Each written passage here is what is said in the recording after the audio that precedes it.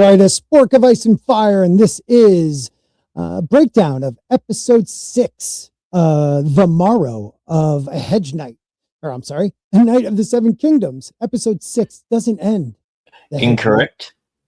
A Knight of the Nine Kingdoms. 9 Kingdoms, that's correct. They pulled a Falcon and the Winter Soldier on us, which was a little playful. Let's see. In the novella, the aftermath of the Trial of Seven is intimate. There are 3 conversations after that. But the show basically expands, all at the same location, essentially. Yeah, really. But the show expands that aftermath, I guess. And in doing so, it shifts emphasis. Baelor's death stops being this tragic accident that it was in the novella and starts becoming political mythology.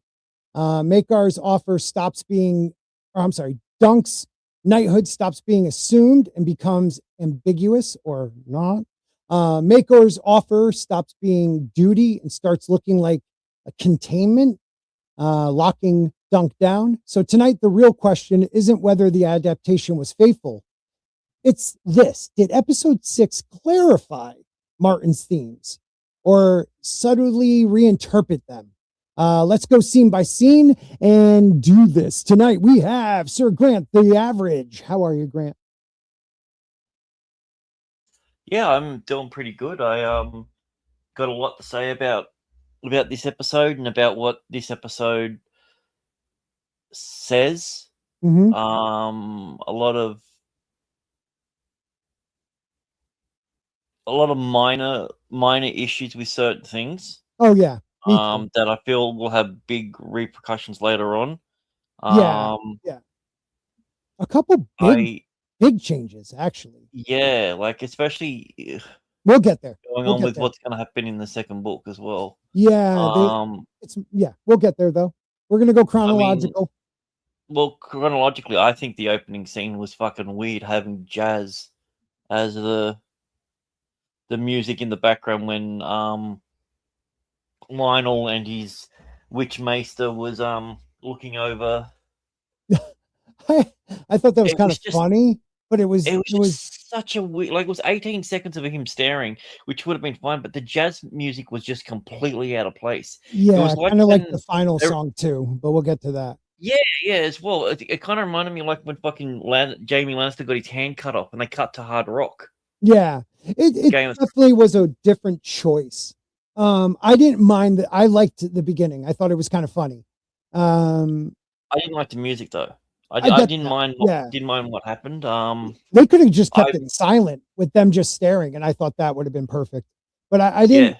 Yeah, Liam saying channel member Liam hated the music. I think they made an CT or CTAC. I like that. XYZ says yo, and then there's a bunch of other people that hate me. Other than this guy, obtuse rubber. it's an adaptation of the book, because I did ask a question at the beginning. I want you to tell me where the show changed Martin's intent and defend it with the text. And I think they did. All right, scale of 1 to 10. It wasn't, I would say it was like a 7.5 to an 8. There was some major changes that bothered me. I definitely didn't like, but I know why they did it. But there was other things I liked that they added, even little things like Darren's wife with the pink hair, in the background. Like, also the fact that they added her adaptation from the comic book, right? From the with the pink hair and everything. Novel, so that was purely from Old Bud that did the graphic novel. Well, all right. So what do you get? I think because it was a satisfying conclusion, and I think if I was to take my purity hat off it, and it's probably a high 8, maybe a 9, because I think it wraps things up. They had the tiny bit of forced drama, which is what I spoke about last week, which I knew they were going to what it was going to be. But I feel like they had so many different emotional, like, little payoffs. You got. We'll get to it in a minute, but I've changed my mind on something major. when it comes to this series. Well, when we get there, let me know. Yeah, I'll let you know. Yeah. All right. Thank you, everybody, for being here in the chat, too. If you got the notification on YouTube, please share it because a lot of people don't get it. And if you're new here, please subscribe. It'll help out the channel. We actually gained 1 sub, Grant. I was shocked. Didn't get for the first time in 20 years or 2 years. Lost my. I will admit one thing. I wasn't expecting a Fast and the Furious 7 ending at the end of it, like they did. Mm-hmm. You know, like how go ahead. The song threw me, but like all I could see in that thing was when Arlen turns left and drives off. So I'm like, that's the freaking Fast and the Furious 7 ending with the fake when Paul Walker died. Yeah, it's right. The same thing. I'm just like, oh, better. I think it was a mix of that and Gladiator, where he's walking through the fields of wheat. I did like that they had wheat. It's the Reach. So they actually like had something growing. All right, we'll get there. We'll get there. All right, Sherry's in the house.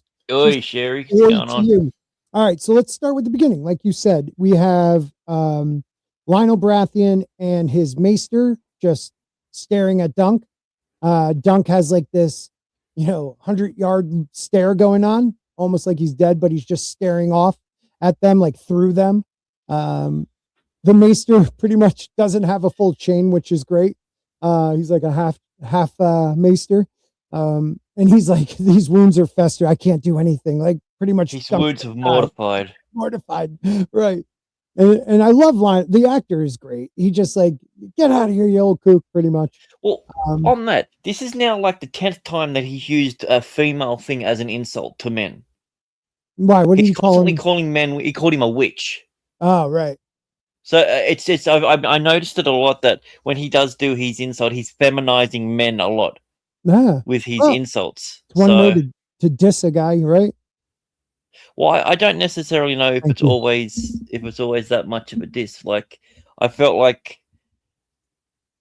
when he's lying down next to Dunk and everything like that, I'm just like, are these two about the fuck?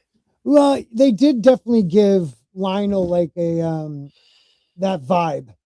You know what I mean? Like definitely he likes to party and he doesn't care who he's partying with type vibe. But we're going green. Can't tell it's green, but it's green. Yeah, it's one of those. I heard people talk about Lionel being gay. Like I was watching the guy from Screen something, and he had 2 people on, and one of the guys, Ryan Ferry. Yeah, and one of the guys who was on came off feminine, whatever. And he attacked, bros won't like next season because there's a strong female character.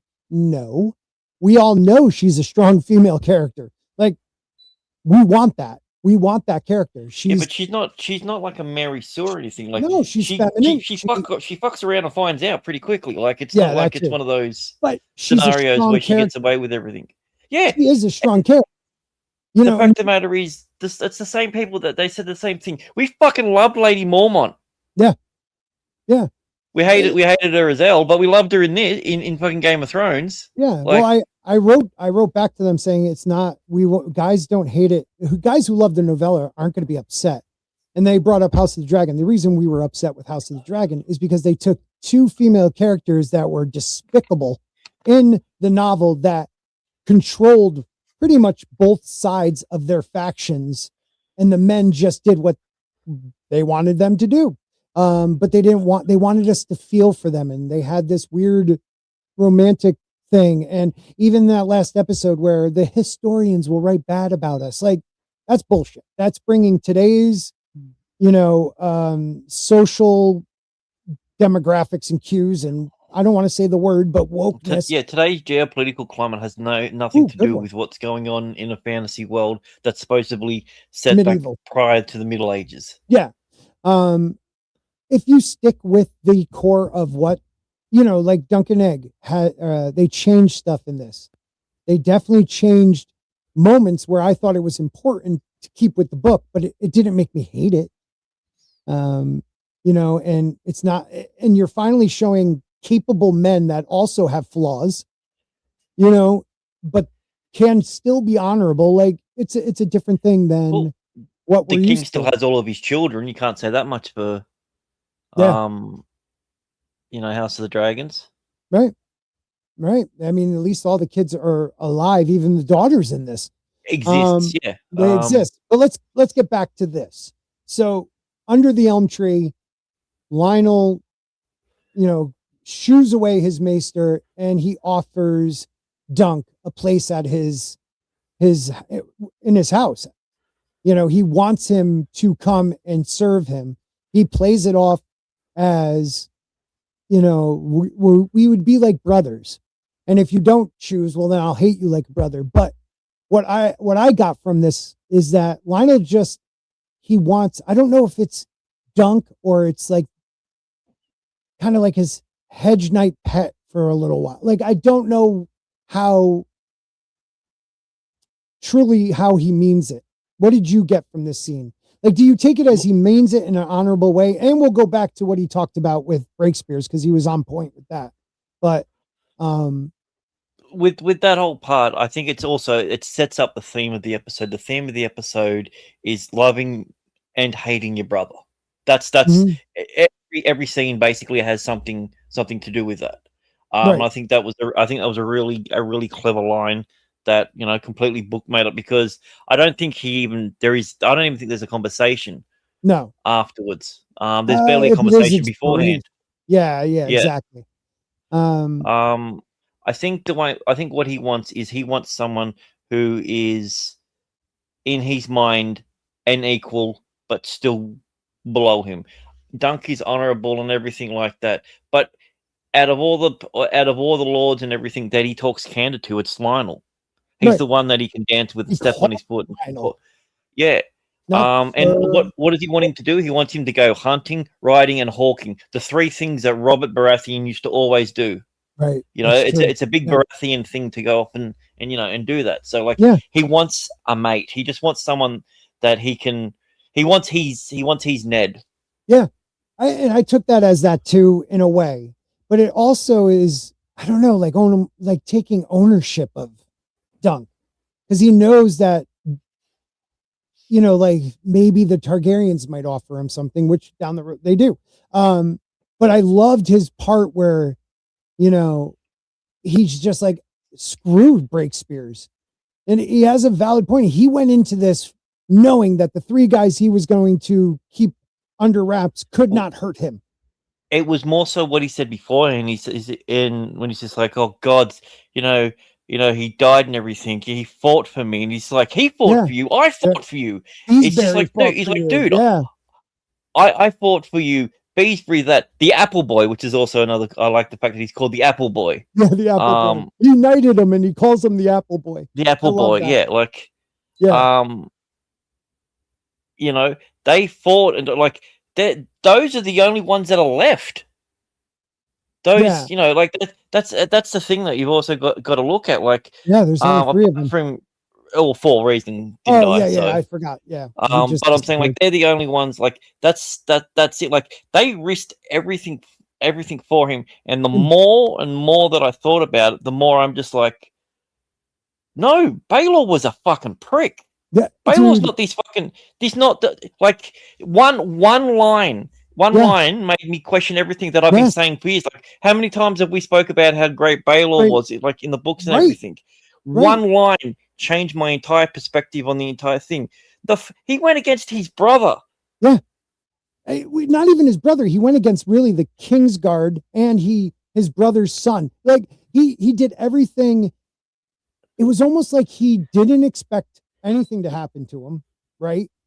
But yet the small folk would love him for it. So was it did Breakspears think about this politically? Or was it really he was looking out for Dunk? Because with Lionel saying what he said, really the only people that put their lives on the line were, everybody else but Breakspear. And he's the one that ended up dying. Beesbury dies. The other Beesbury, and what's the other one? He dies. Raymond puts everything on the line. He breaks his house forever. He becomes a new faction completely. And Dunk's worried about Breakspears so much. And I know they probably didn't mean this, but it did make me look at Breakspear completely. I went back. As it did in the book. I'm doing an edit. I went back and looked at every single scene. Baelor is constantly against his family. Yeah, he wants Dunk to kill fucking Aryan. Like, he's calculating, dude. It's not even he can't stand. It's not that he hates his brother, but his brother's kids. Like, other than Egg, it seems like Egg has in this world has spent a lot of time with him. But what gets me is like you see more of this not conniving, but calculated moves he's making to maybe get rid of people he doesn't see as proper this scenario. Whatever it is, your brother. Yeah. Your brother. His brother gets assaulted, and you go out of your way to find a way to make sure that there's not like I going into it didn't have a huge thing for Maekar, but I like Maekar way more now. What a great actor. Except for the one little part at the end, but this whole thing that well, no, that's an old thing saying the others. Others. Yeah, it's never really in Game of Thrones. No, but it's said in the books. Like it's a thing. It's like, oh God, God strike me down. Like it's a turn of phrase. Well, it is. It's a turn of phrase about the others, but they don't realize that's what it's about. It's just others are the entity. Well, they don't necessarily mean the White Walkers. It just means the old mythical creatures sort of thing. Right. Yeah, like the whole thing about him, like you've got two things. You're like, we're having a go at Fossaway for betraying his oath and everything, but Baelor does the same thing. He turns on his family. Yeah, he uses the phrase, like the vow of the mother, the innocent and the weak. And in a way, that's what he's treating Dunk as. Not the innocent, but like, I need to be on his side because he's weak. But like, he really went into that thinking I don't even believe that anymore. Going back and watching it, it's if you look at it from the perspective knowing what's going on, he fully manipulated and went into like he had plenty of time to he could have asked his son to go in. Yeah. Because, but he chose to go in because he wanted that glory for himself. This was his crowning moment where he could talk, I participated in the thing. I deliberately come out last to try and get all the showiness of everything. Yeah. And like that from what he put, the position that he put Maekar in is fucked. Terrible. Absolutely fucked. And you think about last episode, Maekar is like, "What are you doing, brother?" Like he was just your senses lost you or something. Yeah, like I don't get that part. But I saw a theory that it wasn't Maekar that actually killed him. I gotta get the names again on the other side. But it was somebody else under either Blood Raven's call or somebody else's, because have you ever noticed anytime a dark-haired Targaryen is to become king or in the line of succession, they die? Yeah. I never noticed but then that, again, really. Also, the thing of it is, you've also got to look at the fact, well, that's technically not true, because how long did Robert reign for? He wasn't a Targaryen, though. His grandmother was. He's a Baratheon. It wasn't still the Targaryen line. He started the Baratheon king line. But he's still he's still a Targaryen. No, I don't see that the same way. I'm talking a straight up Targaryen in line of succession. None of them, none of the dark-haired ones ever became king. Yeah, but more of the light-haired ones died that was supposed to be king. It's just one of those things I never noticed. They were all light-haired, kings. Just a stupid throwaway question for you and the chat. And let's hear you guys talking in the chat. Is Lionel's offer generosity or possession? Both. Okay, you think it's both? There's a genuine affection there, but I don't think at any stage, if he needed Dunk to do something unsavory or anything like that, he wouldn't use the fact, "Oh, I fought in 7 for you. Right. You owe me." I could see him doing. But then again, he never used that against him. Yeah. He gave him the choice, and I think the fact of the matter is, when he says, "I'll hate you like a brother," meaning that I'll still love you, I just won't be happy with you. Right. Which, for people that know the future and what's to come, I like that they have this connection now, because that makes 50 years in the future like even that much more painful. What happens for Dunk, at least. But yeah, that scene was that. I think it was a great opening. Why? The music was. He doesn't kill him. Yeah, but still, just having to go against him, maybe knowing he will have to. Yeah, he could have. He didn't. But here's the thing: like in that scenario, Lionel's 100% in the right, and normally Dunk would back him. Right, but because he said that Dunk's doing the thing that that Baelor should have done. He's sticking with his family. Yeah, and also Baelor could have put one of the Kingsguard in for him instead of look, Dunk needs one more. Just one of you guys. Yep, sorry, you got to go. Well, I mean, at that stage, he's gone through 3 trials and won. So I can say I can see why you do that. He's the guy that survived more, trials by combat than anyone. So he also believes no one's going to try to kill him on the other side, which he's right. No one, unless that theory is correct, and I can't remember. God dang it! Give me a list of all those people. Crackle, is Crackle on that side? On Arian's so side? you've got the 3 Kingsguard. Yeah, Kingsguard, right? So you've got Stefan. Yeah, no, I'm thinking it was maybe one of the Kingsguard. I'll look into that theory a little bit more before I start talking about it, because it's not mine. I just saw it in passing. I was like, oh, that's a little interesting. All right, so we move on. First change I did not like. We move on to the funeral. Okay. Actually, before the funeral. Oh, did I miss something? I've got to give props to the editing, and the fact of the matter is, I hear no one talking about it. He's like, all right, Lionel says, doesn't give him a choice. Yeah. So he says, yeah, we'll leave after the roast. Hard cut to the thing. I thought it was great. Like, I would have thought, because I watch Glidus and Alt Swift X when they do their immediate. Yeah, I would have thought they would have totally brought that. Didn't mention it once. I'm just like, are you kidding? Like, this was like. Well, they do it right after, right? So maybe they didn't. But I noticed it. They did it like 6 weeks ago because they got the whole thing. Oh, that's right. Ahead of time, so they dropped it. It was one of the things I noticed first. I was like, did he mean that, or was there really a roast? Like I was like, did he really just call it a roast? Because he used a line that right. What is it? The only good dragon is a dead dragon. Right. Yeah, I forgot. We didn't even bring that up.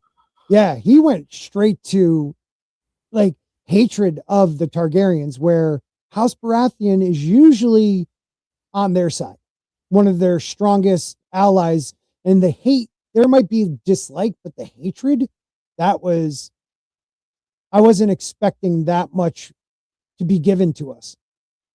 You know what I mean? Yes. Well, I mean, the Baratheons they don't have dragons anymore, so the Baratheons haven't necessarily been treated by the Targaryens the best. Right. Yeah, look at the dance. Well, yeah. I mean, basically, he was blamed for it, and does Lionel try and become Storm King? Yeah, that's his rebellion. It's during that thing. Yeah, I couldn't remember if that was during that. Yeah, which is awesome. I wish he was. Yeah, that guy just wants glory. He just wants. He's like, he is the perfect showing of a Baratheon, because what we assume Baratheons are like, there's always at least one that's like Robert. And we didn't. The worst part about it is, I feel like if they cast him as a younger Robert, Robert, when he was a bit younger, he would have been perfect for it. Like there's very few people that you can look at that can go, you know what, that guy's that house. You see him, he lives and breathes Baratheon, and in real life, he looks completely different. Oh yeah. Yeah, it's like you wouldn't recognize him. Yeah. So, same with the guy playing Maekar. He would have to put on like 30 pounds of muscle, though, because Robert was a monster. Well, he's a brick shithouse. Yeah.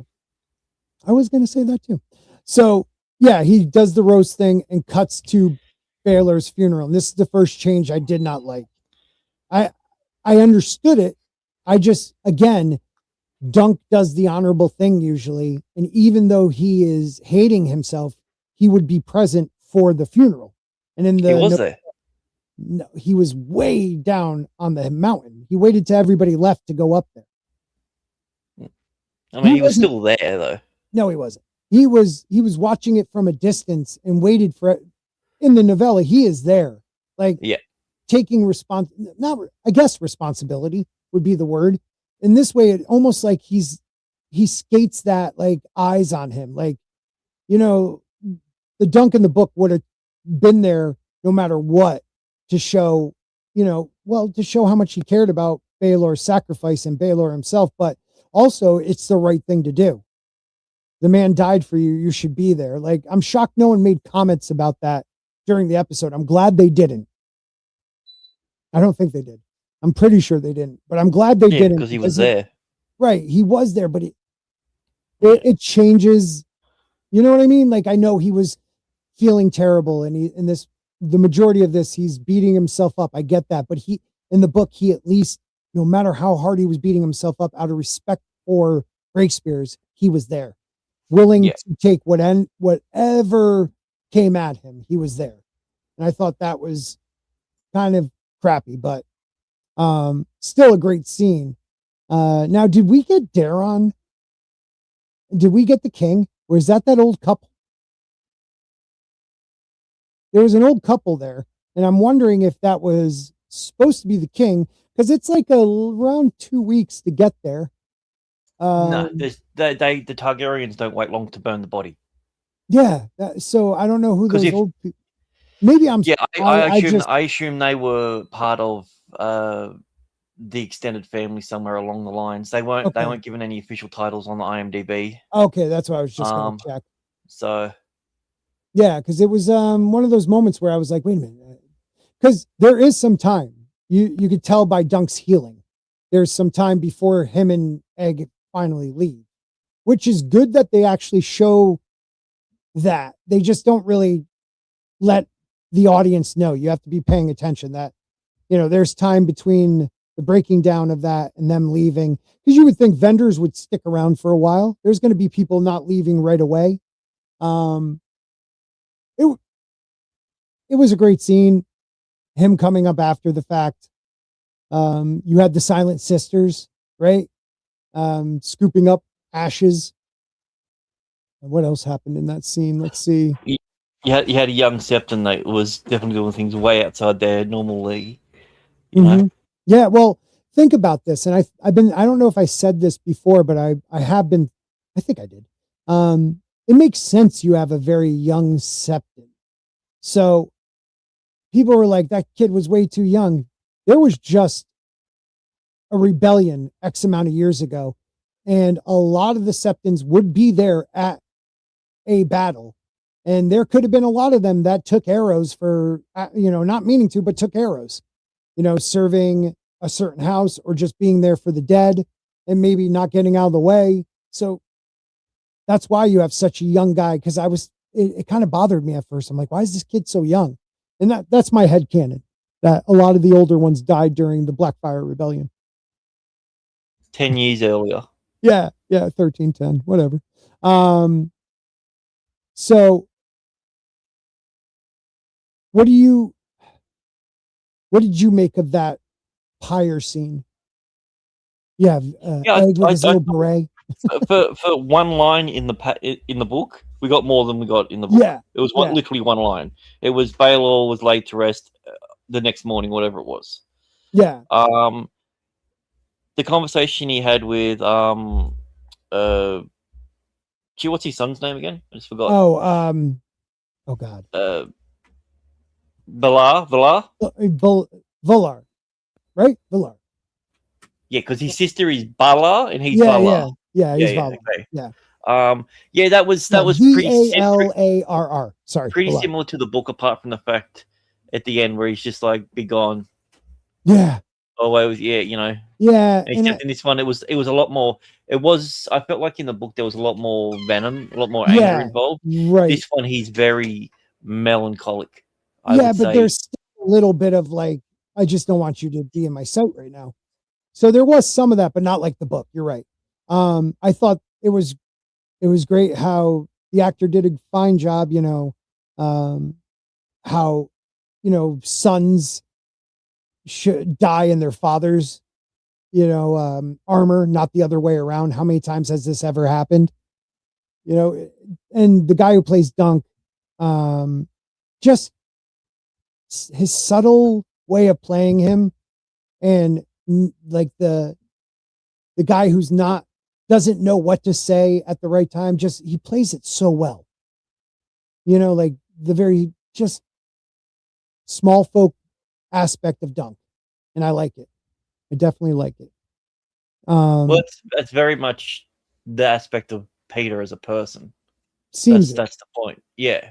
Yeah, it seems from everything. Like I've been obsessively watching all the behind the scenes stuff and interviews and everything, and yeah, you get that sense that a lot of that small nature sort of stuff that's subtext in the books, yeah, is Peter. Yeah, man, doing so well with it. Do you get, because in the books it was personal grief the prince was feeling, and it did you get that from the show? No, absolutely not. As I said, it's more of a like, he's the way that I took it. He's more looking at it just like, why in the world is this happening? Yeah, this like just doesn't like there's no control. Like he didn't. It's not like, well, why should I have done this? I could have done that. He's just, as I said, he's very melancholy about the whole thing. You know? Yeah, it's interesting. The way they decided to do that. Again, I didn't like that he wasn't at the funeral and then that happened, but whatever. And then our boy the Fossaway, Raymond, man, just that whole scene with the long hug, a little too long, was fantastic. People are trying to ship them together now.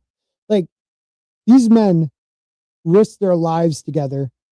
Both were injured, Dunk gravely. Men that have, and I wish we had our boy Mad here to tell us, men in combat, like that bond is different. It can be that emotional. It can't, like, two men could feel that way, and doesn't have to be gay. You know, I see a lot of people like, oh, they didn't like that. They're trying to say Raymond has a crush on Dunk. I think it's like the first person that treated Raymond like a person, you know, like, and it's probably one of Dunk's first friends since he lived in Flea Bottom. That's how I take it.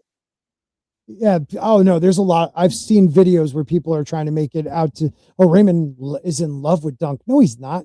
Maybe he is in like in a platonic way. He loves the man. Because if it wasn't for Dunk, he'd still be a squire for his shitbag cousin. What do you guys think of the chat? I haven't heard anybody in the chat in a while. They're all gone. It's just us. Yeah, that's fine. I'm having fun. We got a really good view of the green apple. I like how the shield looked like 2 bites out of an apple. Did you get that with the shape of it? Yep. It was like an apple core almost. I thought that was good. Yeah. Then you get Lady Rowan. Not in the book, correct? Yeah, not in the book. But also like that was a weird one. The House of Rowan isn't too far from like where the Fossaways are. So like either she is, and she's like, you know, an actual lady that just happens to also be a whore, or the whole thing's like the fact she chose a name of someone that's pretty close. Yeah, no, I believe really weird. She is. Yeah, I didn't really like that. And the fact of the matter is that, oh yeah, by the way, does that mean that House Fossaway is now I was just basically, yeah, so House Fossaway's lineage is now Dundarian? Yeah, it's weird, right? Yeah. But what I took from that was, if you watch this last week's scene again, and I didn't, so I'm guessing she was the only whore up in the grandstand, correct? Yeah. She was sitting. That's why it made me go, "Oh, wait a minute." Yeah. She just might like getting it down. With the Dundarians, yeah, who knows? Well, so you got to understand the Dundarians are at this stage pretty close to the royal family. What do you call it? Baelor's wife was a Dundarian. Yeah. So real quick to Oliver, yes, the third guy riding was Sir Arlen, and it was like as his adventure ends, Duncan Eggs begins. But we'll get to there. Not only that, it's also a goodbye to Sweetfoot as well, because that's who he was riding. Oliver, don't leave us, because we'll talk about it in a little bit. I try to go chronological so we don't lose our train of thought. But so you got the comic kind of relief that, yes, she is miraculously pregnant from a couple days prior of them having sex, knowing she's pregnant. So yes, it's a Dundarian baby. And then the idea that Dunk would just sit there and maybe not later be like, "Hey man," like, do you think Dunk in the book would tell him or not? In the book, it's hard to say, because there was no interaction between that. Like, I see Dunk and her in a very similar thing. If he's looking at her as just a common whore, she's trying to make something and using the skills that she has to you know. And hey, if she founded her house on one great lie, maybe that's something that Dunk knows about. Yeah, house paternity fraud. That's what we should call it. # house paternity fraud. But on the plus side, in Westeros, there's never been anything to do with children and maternities, so we don't have to worry. And he's so happy, Fossaway, you can't hate him. But when Sweetfoot comes just strolling up, I knew he had to have something to do with it. No, I thought it was Egg. No, see, I knew. Oh, I could see that. But right away, I thought it was Raymond, just for the simple fact that I think, other than Egg, Raymond knew what Dunk had to do to just be in the lists. And then everything that happened. Also, I don't know. I'm sure Raymond would know that she's a whore, because he was around there with them at the same time. Is she? The thing I'm thinking, look, we see her as a whore, but she could have just been in with the whores and not a whore. We see her mending guys' pants. Like, it just seems like she is somebody who does what she wants. She could be a concubine versus a whore. Yeah. Oh, dude, Shrek K2 on DVD. Love that name. I agree with you. That was one of the biggest misses. It's even something that Ira's directly addressed. Yeah, Ira has. He said it was in there, and it wasn't until after they edited. He went, "Wait, that's not there." Yeah. And then he went through all the footage, and it was just like, I would love if we get a director's cut. It's so weird you drink out of a jar, because I just automatically think it's booze, but I know it's not. Yeah, it's Diet Dr. Pepper. Diet Dr. Pepper out of a jar. All we have is mason jars. We even have like small ones. But yeah, I missed that part too, because Steely Pate saying that is one of his best moments. Even the actor said something about it, and he's just like, it's so hard. He said, because we're all such big fans of the stuff. It's like, this was also looking at all the behind the scenes stuff. Yeah. The guy who played Maekar, Steely Pate, Beesbury, these are all guys that had applied and been rejected multiple times for Game of Thrones roles. Really? Yeah. And Ira knew that and got them in there because he knew that they would be passionate about the roles. And they brought the guy that plays Steely Pate has auditioned for 10 different roles and got rejected. Oh, that makes it so much better, man. Oh, I love this Ira Parker, dude. I've watched a couple interviews with him, and man, I really like what he has to say. And if have you seen how they dressed Dexter up? They gave him the hair and they gave him a little mustache, and he's going around doing makeup and everything, saying that he's Ira. Oh God, Ira looks. How old is that kid? He looks so young, Ira Parker. Yeah, I think he's in his 40s. Oh, is he really? I thought it may be like late 20s, early 30s. No, he's old, but he's not. But he looks like he should be. Right. Something they threw out in that first scene, which I forgot to bring up. Lionel bringing up, God, I just blanked. What's her name's island? Oh yeah, Tarth. Yeah, Tarth. Thank you, dude. Yeah. Man. Brain fart. Little throwaway line because it is in his realm. And we know Dunk spreads the seed there. It's like, no, there's some old man up north I really want to bang. Yeah, that Ira Parker's the showrunner, but the kid, what's his name again? That plays Dexter. Dexter, man, you are 100% right, Shrek. He really does seem so mature for a 9-year-old, and he was only like 8 when they filmed it. The last day of shooting was his actual birthday. They had a big birthday party for him as well. That's crazy. Just before they did wraps, because the last scenes that they shot was him in the cell when he's looked, in that thing where it was when Dunk episode 4. Yeah, oh, that was a powerful moment. That kid can act. I'm glad for once, like, the child actor is just really talented. He's really talented.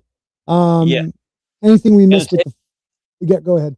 Yeah, so it's really cool. Like the rapport that they have works because they're like that with each other in real life. And strangely enough, the guy who play Finn, whatever his name is, that plays Arian, him and Dunk, they're like best buddies in real life. You should see his Instagram reel. Oh, they're hugging, they're pouring beers, and they're doing stuff, and they're going, okay, like they go out and they do everything. Like, also, what's his name? The guy that plays old bloke in it. He's Arlen. He's mental. Yeah, Arlen. Yeah, he did all of his own stunts too. Oh wow. Yeah, that's crazy. I didn't know that. They had to shorten the sword by 4 inches because they built it for Peter Clappy's size, and he couldn't get it out of the hilt. That's crazy. So, how old is Sir Arlen? Danny Webb is his name. Danny Webb. Yeah, I think 60s or 50s. Born in 58. Oh wow! So he's nearly 70. Yeah, he's up there. So he's 69. There you go. Yeah, that makes sense for him. I'm trying to think. Did we miss anything with the Fossaway Rowan Sweetfoot? I love when he bites the next scene we got the hard cut straight to the Beesbury's funeral. That's the next. I'm pretty sure, isn't that the next scene? I thought he goes and sees Maekar. Oh no, that's right. Sorry, no, before that. Yeah. So that's right. Yeah. Bloody the not Kingsguard, but whoever it is, the soldiers come up and they say that Maekar needs to see you. Right. I didn't like that because kind of demands it. It's a turn of character because in the book, Maekar comes down to Dunk's level and to talk to him. He meets him at his location. There's an acceptance, forgiveness, even. Yeah. In it, but this one, he's very different. Yeah. The actor is great. Yeah. Just again, back to subtlety, like you were saying. The little things that the actor for Maekar does is I really liked. The guy's name is Sam Spruill. Spurley, yeah. I think it was he auditioned for Lionel. Oh really? No, not this Lionel, in Lannister. Oh, okay. Yeah, so the twins. Yeah, and House of the Dragon. Yep. Yeah. He auditioned for that. I love that Ira found this out and then made sure those people were involved. Yeah. If they were good. What's up, Tommy? Guys, check out Tommy and the Guinea Pig Collections channel. Awesome channel. You like toys? Check it out. Member for 29 months. And I hit the wrong button. There we go. And he just puts 29 months. Inconceivable. I don't know if it was Princess Bride, but that's what I went with. Thank you, Brian McCann. Yeah, so he goes and sees Maekar. It's an interesting, it's close to the book, if not right from the book. Though a little more venom than I thought in the location book. and location. Yep. Location, You're everything right. changes. Like you get the subtleties of what the words are. In the book, we just have the words. But I feel like in this one, you get more of a sense that he's being more of a father, where the other one, he's like with the line where he says, "What, away from his family?" Mm-hmm. Yeah. Oh no, that's later on, isn't it? No, this is the first time he says, my son, he's of age. Or first he tells him, yeah, no, sorry, the part that I'm saying. Yeah, no, that's the second time. Yeah, because the first time is, he basically says, "Oh, my son won't squire for anyone else. Will you have him?" He's like, "Well, I'm done with princes." Right. And that was it. It was a relatively short.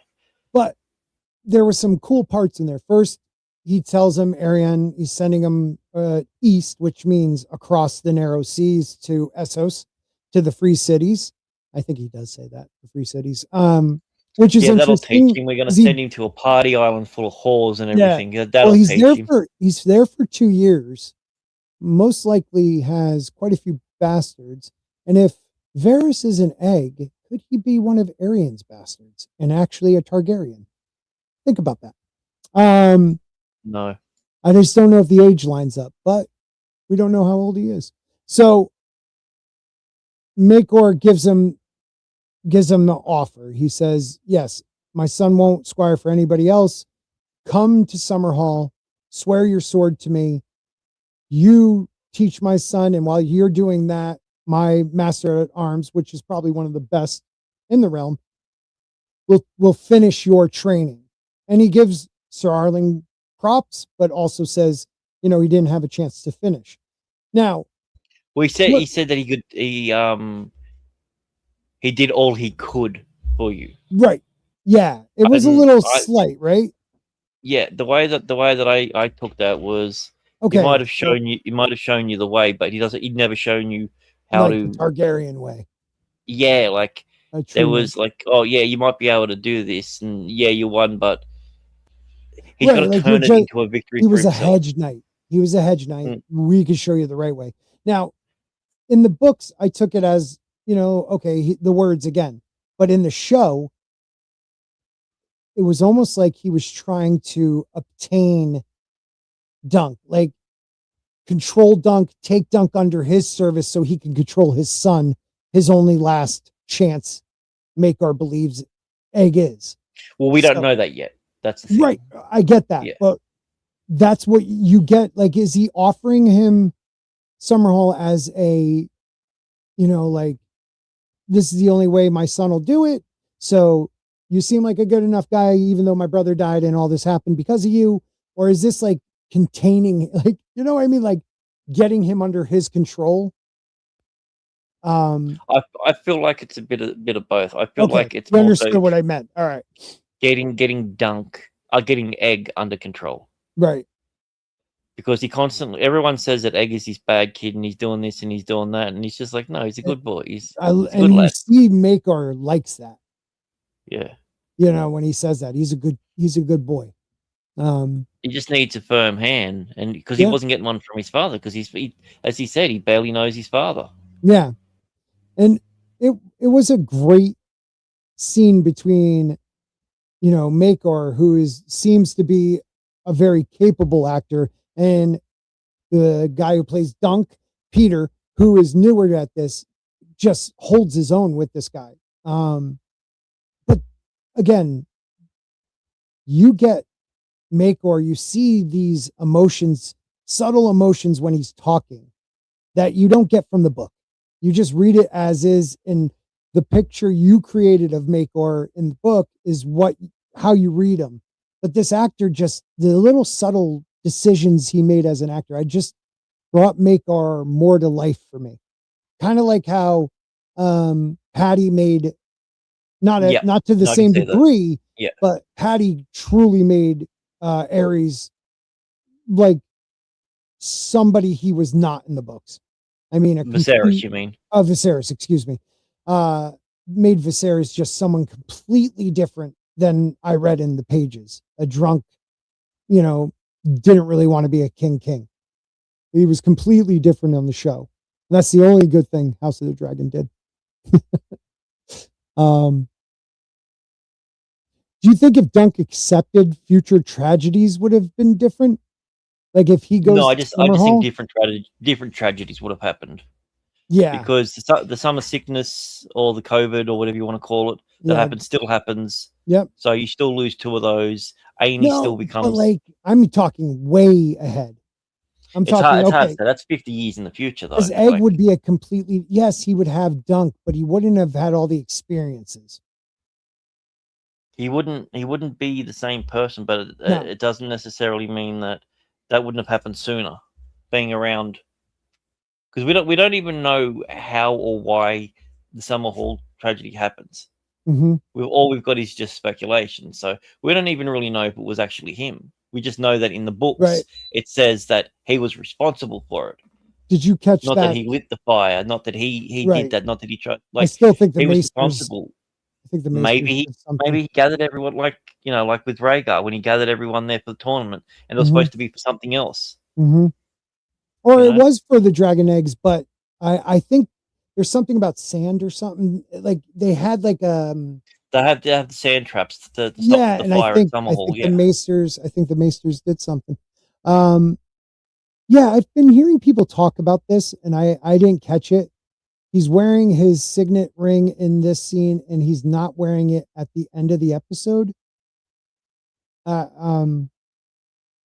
don't know if that was just a costume error or what, but I didn't catch it. So, Liam, if you have an idea about that, the ring that was given to him by Baelor.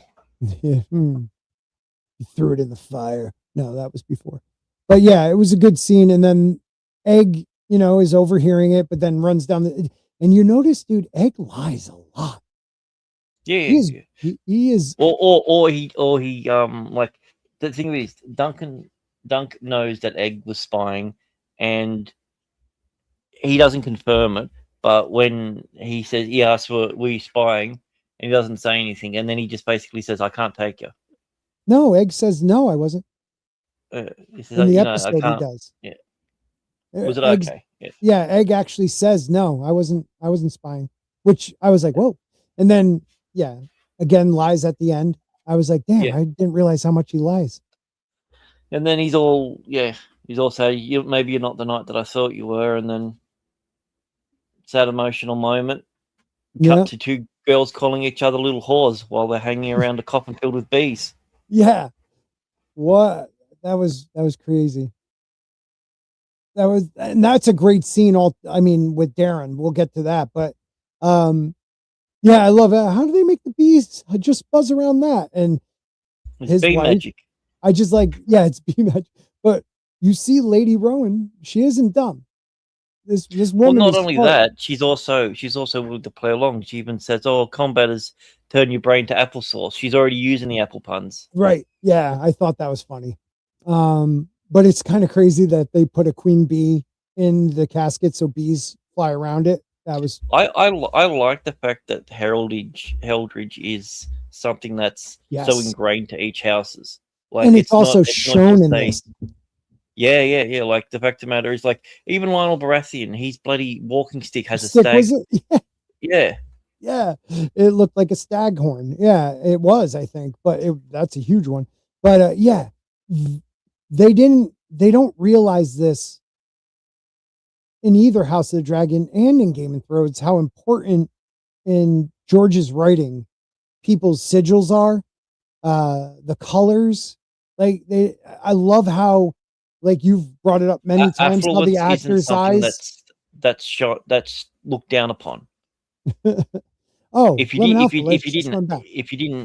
have it, then you weren't a noble house, right? If you got something that can be distinct, you find your thing, and you play it.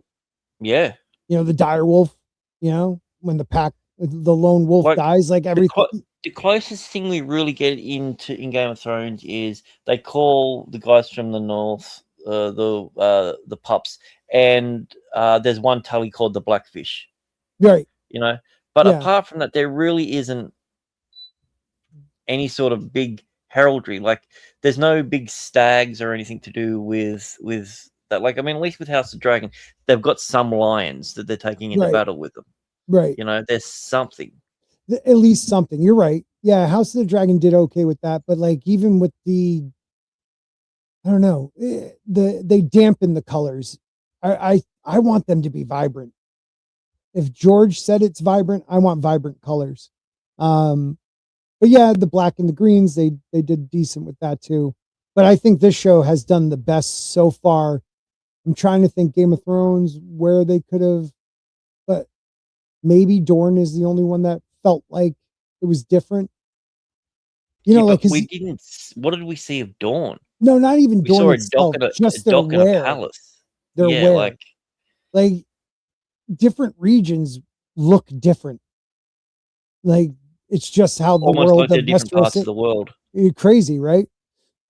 Just even the pink hair or the Tyroshi. Well, the Tyroshi Bluebeards. Yeah, the Bluebeard. Like they at least showed us that, which I thought was awesome that they did that.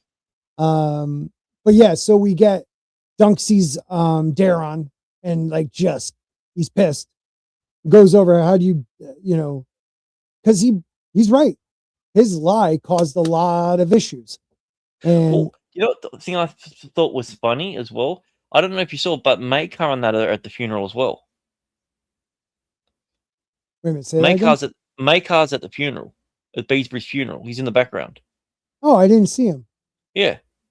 I gotta say, there are moments where like in the background characters are doing things that would happen, but like it's shocking that they actually have them doing those things. So I didn't know he was there, but it makes sense. It makes sense he would at least make an appearance. Oh, and also only two of the Kingsguard were actually at the funeral as well. Right. And which two were they? Don't know. It's so hard to tell because they got their full helmets on and everything.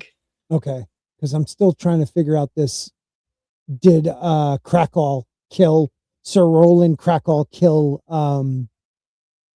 Breakspears? He had a sword. No. Oh, you're right. Damn it. So Liam says egg either okay, yeah, you're right, because he does have his father's ring in the sworn sword. I totally forgot that. I still hate that the colors of everything are. I'm with you. They do a better job in this, but I want more vibrant colors. But they did decent.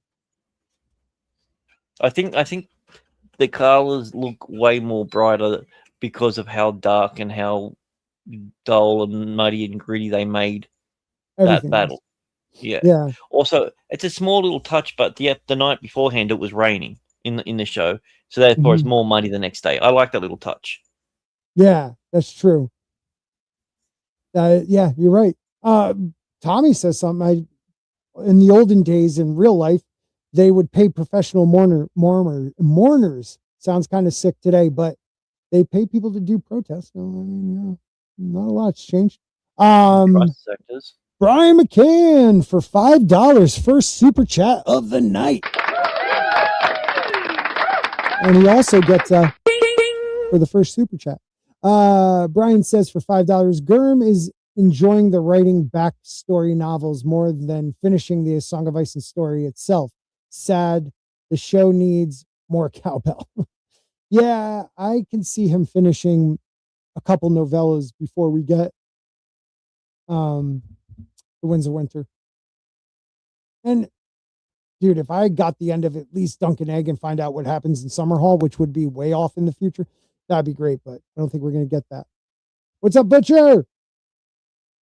True Alpha, the muted color palette filter is annoying, but you got to say they definitely do a better job in this show than the other two.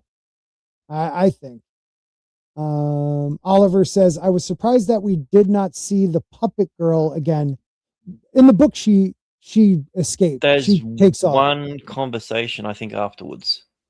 Okay, so she's gone. Yeah, because she leaves pretty quick. I don't blame her. Like they build that up. I haven't read the books. Are they going to continue that storyline later? Spoiler, if you want a spoiler, I'm going to give it to you. No, they do, but they don't. So no, between this first novella, which is the Hedge Knight, and then the next one, which is the Sworn Sword, they imply, right? Or no, they say they went to Dorne, they looked for her, but they didn't find her. Yeah, because it's on their way back. So because they're on their way back. I know we're going to get to it in a little bit, but Dunk has something with him specifically that was given to him by his father in case they get to trouble or they need help. And we'll talk about that. Yeah. When we get there, just let me know you want to say it because that's a good point. But let's talk about the Daron scene because I think that again, great acting.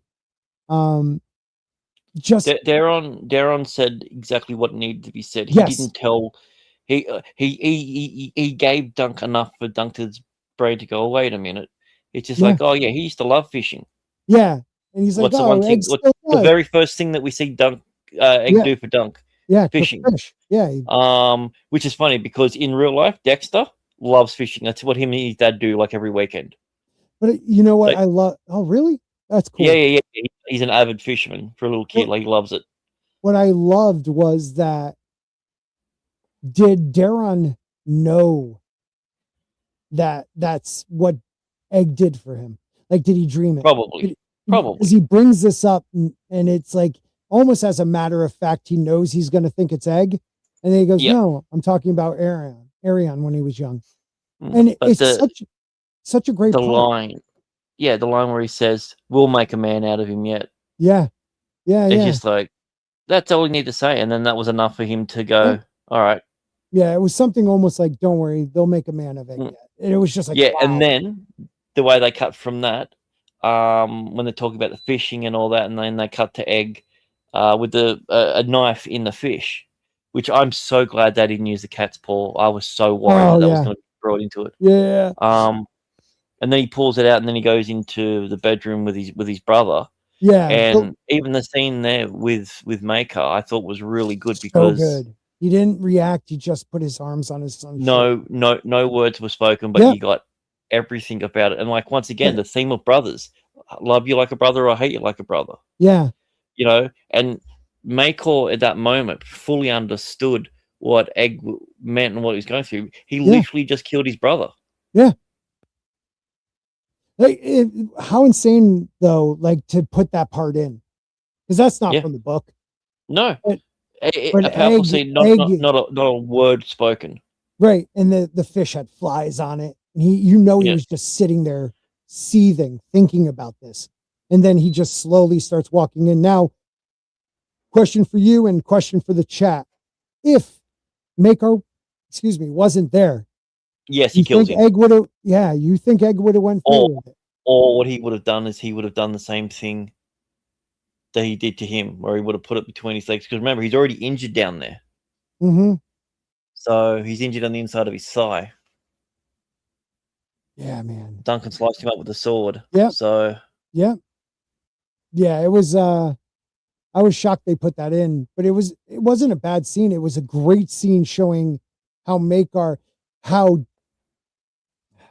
like the idea that Maekar may have at the end, kind of in Dunk's view, even though Dunk didn't know this happened, maybe like kind of like, okay, maybe you should go with him.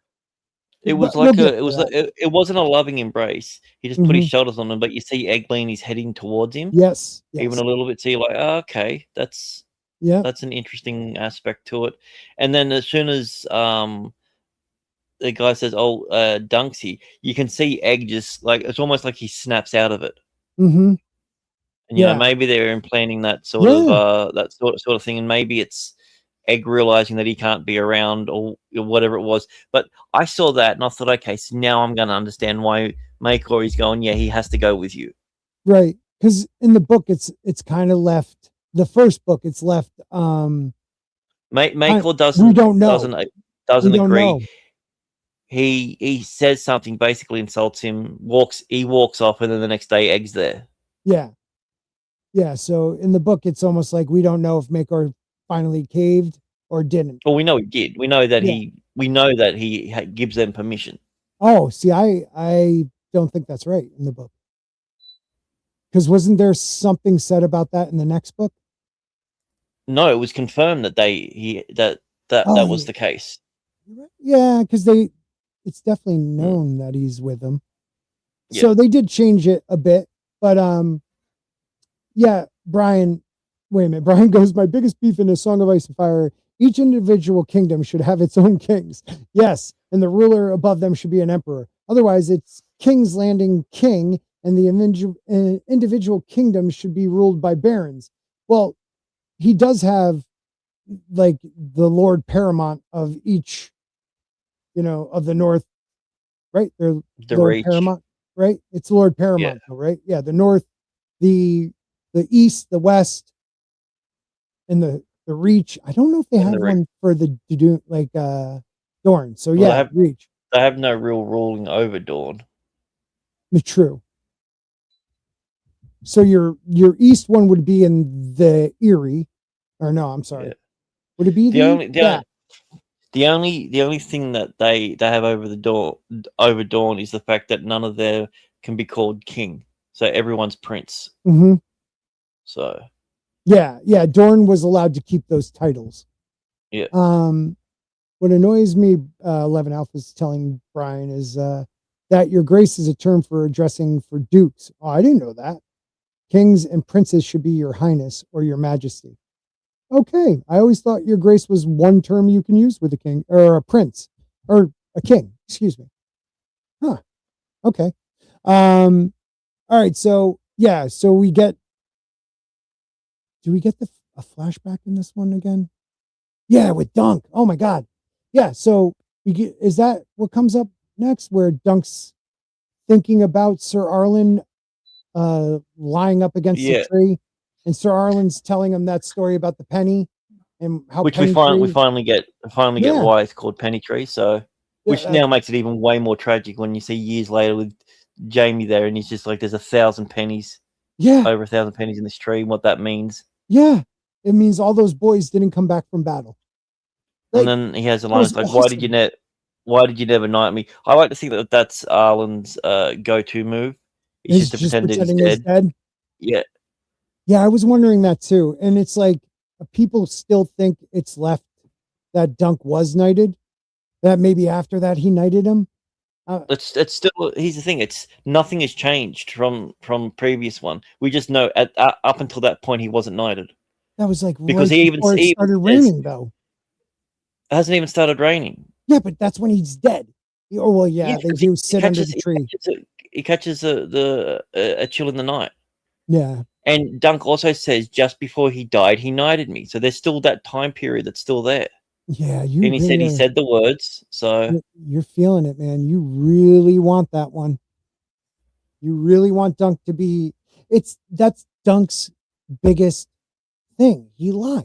That is his one great lie, and that's why he doesn't call out Lady Rowan. George's writing would never be that straight and simple. His biggest lie isn't that.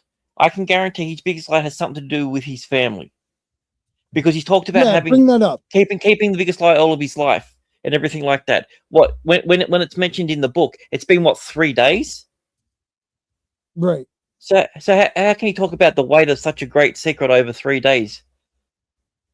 So okay, but what were you going to bring up? You remember you said you were going to bring up, was it something about Dunk's father?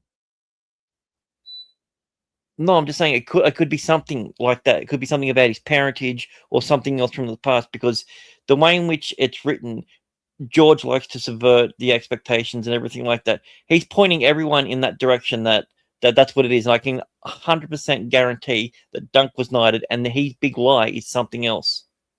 Yeah, and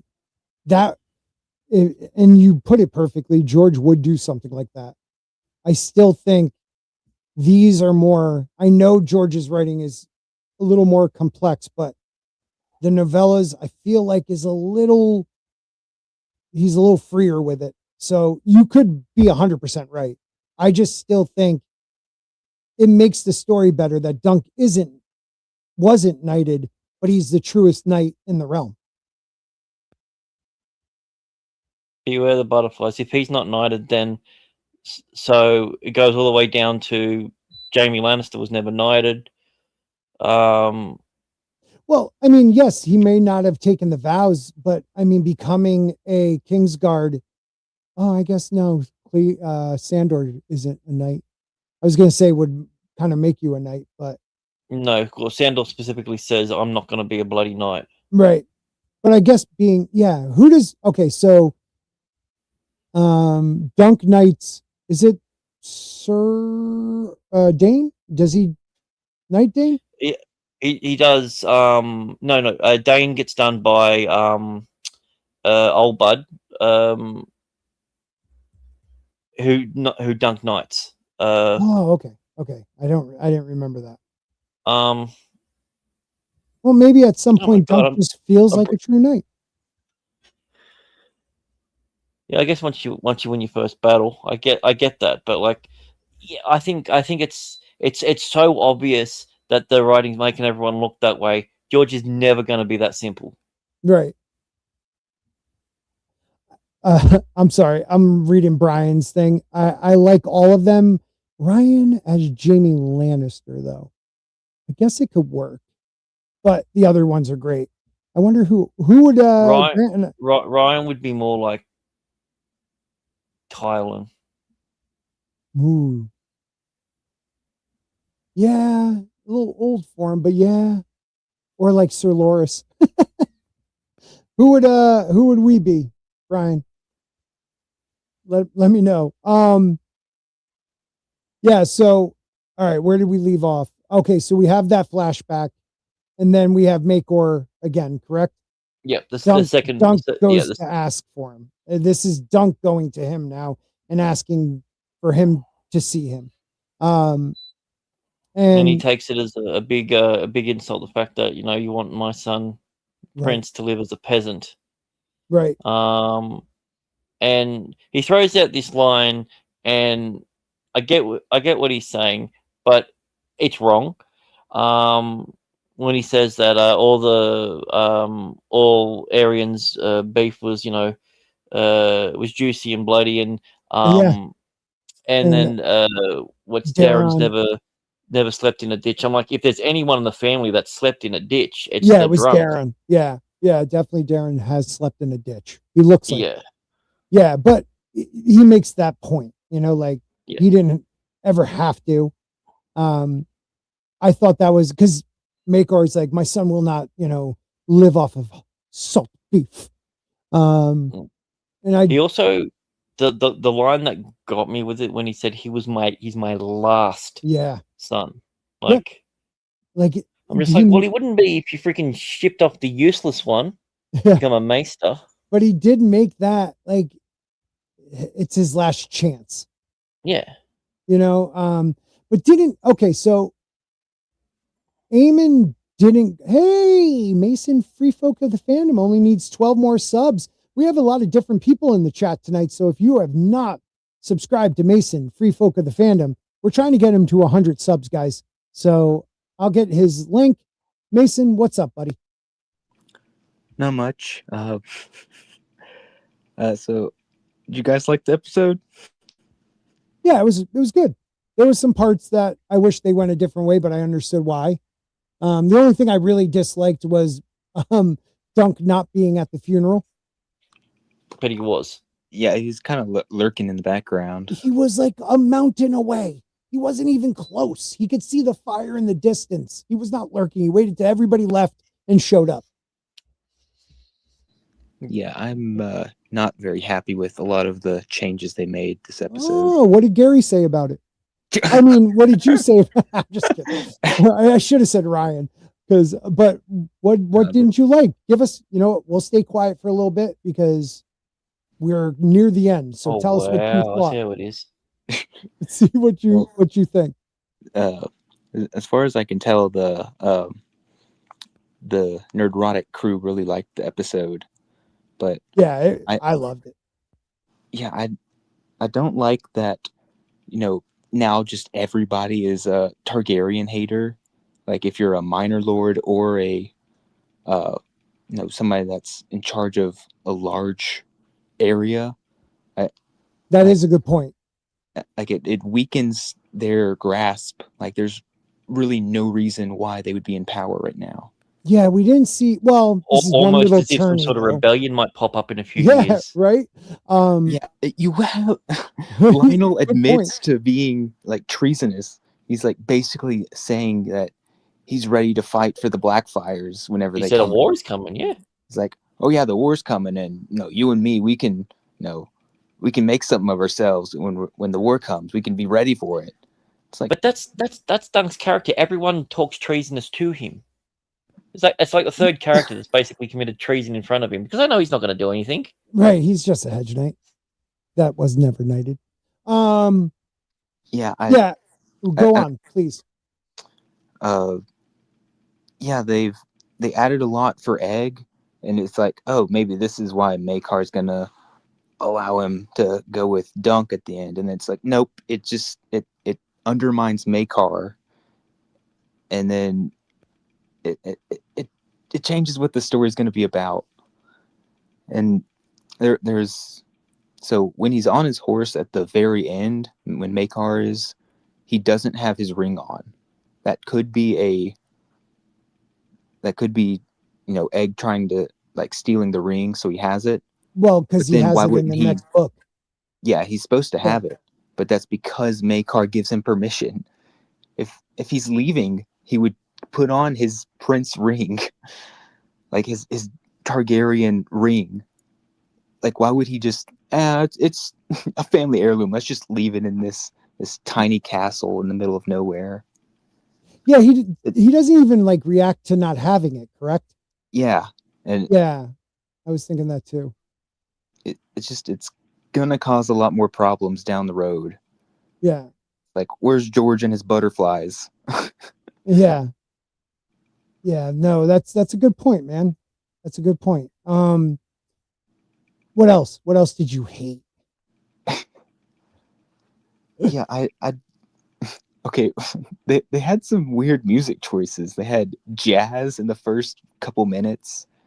Yeah. And then country and western at the end. Yeah. Also, that bothered me. That old that's like old coal mining Appalachia song. Yeah. It's like you're working for the man. I'm just like, but that's not Dunk's story. Like that's I hate when they take like, okay, this isn't A Knight's Tale, even though they're almost the same story. William. Anyways, that movie like does regular music for a medieval movie. I hate that. Like, just use the orchestra, please. Maybe some women. That's about it. Real quick, Barristan was knighted by Aegon the Fifth. If Egg was knighted by Dunk was a false knight. Is Barristan knighthood invalid? No, because Aegon is a king. And because he's king, he can knight people, even if he is not knighted. I made that up, but it sounds good. I was going to say, I don't think that's true. Yeah. Oh, wait a minute. Time out. I can't be Stannis. We already have Stannis. His name is Stig. And don't make me the gay brother. Anyways. Wait, who am I then? I missed it. You are as the bearded sailor guy. Oh, okay. The Onion Knight. Yeah, the Onion Knight and Mads Braun. Dude, you make me someone like lame. Braun the Burnt. Jeez, I'd rather be Sandor. Clegane. I like he said I had too much NyQuil. Yeah, that's all you had, right? Yeah, I know. I know the TV series is a different timeline altogether. But I'm liking, even though it all culminates in season 8, this, I feel like, in my head, is when back when Star Wars fans were hoping that these like series that were being made during like right after Return of the Jedi, they were hoping they were going to make a branch timeline that just bypassed the sequel trilogy. That's kind of what I'm hoping with this series. It just kind of creates a new timeline where in 10 years they could do Game of Thrones all over again with Ira Parker as the showrunner. I want that. So what else? What did you feel about Fossaway and his red wife and and he's Dondarrion bastard. Yeah, that I hated. Yeah, that's one thing that does so much damage to Dunk as a character. Like, this guy is bled for you. Like, he said, he put himself in harm's way. He said, "Knight me, and I will fight for you." Yep. And he's like, "Oh against my family." Yeah. He's like, "Yeah, just go ahead and marry this whore. That's lowborn." The reason he does that. Well, she's not a whore. She's Lady Rowan. She's from a house near them. She just does the things she likes to do because she's a freak. Yeah, because she was sitting in the highborn section. Yeah. So no whore would have got, even no matter who she knew. And she wasn't sitting with anybody that she wasn't sitting with Dondarrion. She was by herself. Are you sure? I thought she was sitting with Dondarrion. No, he turns around and looks at her, but she's like 2 rows back. She's a lady. Okay, I took it as she was lying that she was a lady. Yeah, no, because it's too close to his house. He'd be able to verify that very easily. But the reason Dunk doesn't say anything is because he has a great lie too. Oh, you son of a bitch. Thanks. I get the guy who gets his wiener chopped off. All right. Well, you did say a similar thing. Yeah. Yeah, that's true. I did snip it. Anyways, go on, Mason. Then you have, the start of the Green Apple Fossaways being started by a bastard. Well, the next generation's bastard. Let's just hope it's a girl, right? The bastard's a girl.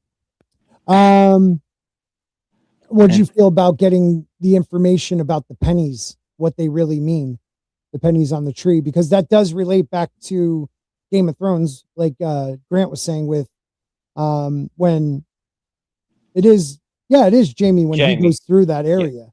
He's in Penny Tree. We hear about that. So it's like a great tie-in. We never knew why the pennies were on the tree. This just told us. Also, it could be to do with the fourth book. We've been talking about how the the she-wolves of Winterfell be next one, but the last hero, whatever it's going to be called, is set around from what people have speculated around Blackwoods and Brackens, and that's right where Penny Tree is. Yeah.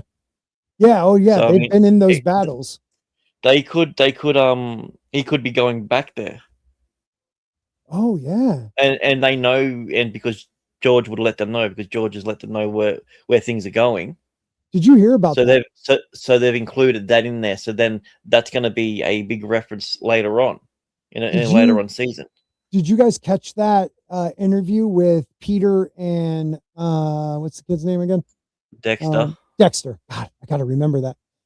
Where Dexter, the interviewer asked them, about Summerhall, and Dexter said, "Yeah, George told us that something about Dunk surviving." You see, we don't know about. He says George tells us we don't know what happens with everything. He said all we know so far is that Dunk survives. I was like, what? Yeah, I think he said we know that he was trying to hatch dragons and Dunk survives, but we don't know about Egg. Yeah. Can you imagine Dunk was in the world still? Now he would be. Yeah. Everybody's saying he's cold hands. Yes, I saw that too. Yeah, no. But Dunk is not cold hands. It's kind of insane that we've gotten more. Yeah, Dunk was cold hands. Fire information this year than we have in like, I don't know, 5-10 years. Yeah. Yeah. Dexter should ask him when the book's coming out. Yeah. Oh my God, let's get Dexter. Let's get him to ask him that. That'd be great. 11 Alpha's going dark. The redhead and Babe could die in the great spring sickness, and Raymond could find a proper wife later. That is true. That is true. What else? Westerosi COVID, he's coming up pretty soon. So how'd you? Yeah. Anything else there, Mason? Well, there's at the beginning, you have Lionel with his maester come, and the maester says his wounds have gone septic. Yeah, like he's going to die. Yeah, and they just do nothing with it. Yeah, so like because also he doesn't have any. He doesn't have he's his only chains. he's only like a half chain. He doesn't have all the length. He couldn't even fix an itchy butthole. Yeah, he couldn't fix an itchy butthole. You can't tell somebody that he's septic and going to die and then not have him see a doctor. Like the Targaryen maester was supposed to see him after he got done with Maekar. Yeah, but I don't think Maekar or Breakspears could have gone and told him, because he said, I'll send my maester, and then he drops dead. So okay, so he's a liar on top of everything else. Yeah, no one passed along, I guess, the note to the maester. Oh, poor Dunk. I know there's more stuff that got under my skin. I just what about I'm liking this. You're usually not like this. What about how'd you feel about Maekar? I feel like the actor gave us a more full Maekar. You know what I mean? Like, yeah, he did really good. But like his conversation with Dunk, like, undercuts Dunk coming to the conclusions that he comes to in the books by himself. Mm-hmm. You know, he has to get told by everybody else. Like, now it's all Daeron that did it. Yeah, Daeron. You know, he kind of slipped it to him, but you're right. And like, how bad would like Aegon feel? He's like, oh yeah, you're this guy that has been your best friend for the past 3 or 4 days. He said, I don't want to spend time with you, and then your brother makes him take you. Like, you'd feel like. Well, do you know if he knows that though? You know what I mean? Like, he doesn't realize that. He'd still know that Dunk's first choice was to not take him in. True. That is true. God, you're feeling it tonight. I like this. What else? Yeah, I'm not used to hateful Mason. Yeah, I like it. You sure? I mean, taking the agency away from Maekar just undercuts him and makes him like kind of stupid. Like, you did so much work making him that's sympathetic. Absolutely. It's like he goes on a character arc, but in this one it's Egg's choice. He's just done the same thing that he's already done, run away. Yeah, but I thought they left it. Okay, you're right. I thought they left it a little more.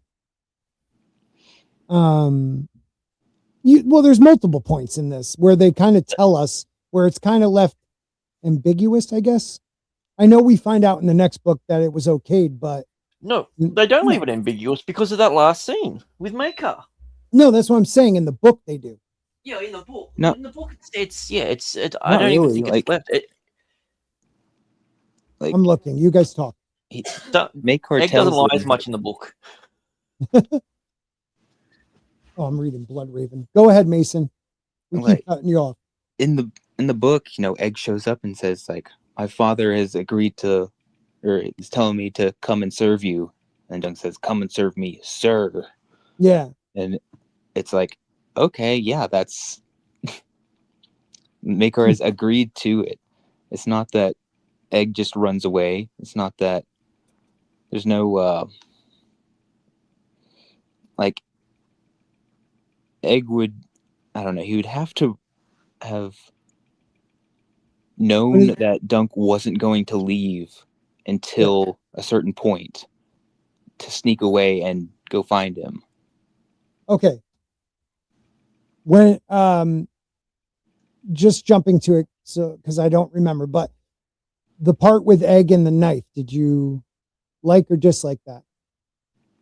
I kind of like it, but again, it undercuts Maekar, because he's like, yeah, my sons, I have a crazy one and a drunken one, and Aegon, he's my last boy, and Aegon has a knife and is trying to kill one of your other sons, and you're like, I think we should keep them together. I think some time together would be better for them. It's like, come on, man. You're like, I think I can handle, my kids trying to kill each other. Yeah. I'm just reading this last. Well, because it's amazing. The last. He's not one to talk about a brother killing a brother. Yeah. Ooh. Oh, that's a good point. He kills his brother and sees Aegon trying to kill his. Is like, I think I can make it work. Knowing that if Aegon did the weight, it would be like he would have the same weight that he feels, that Maekar feels. Okay, so this is what they say in the book, page 117. If you have the, what is it, Batham, A Knight of the Seven Kingdoms book, it says, Maekar Targaryen, Prince of Summerhall, regarded Dunk of Fleabottom for a long time, his jaw working silently beneath his silvery beard. Finally, he turned and walked away, never speaking a word. Dunk heard him riding off with his men. When they were gone, there was no sound but the faint thrum of the dragonfly wings as it skimmed across the water. And then it's a big space, and it says, the boy came the next morning, just as the sun was coming up.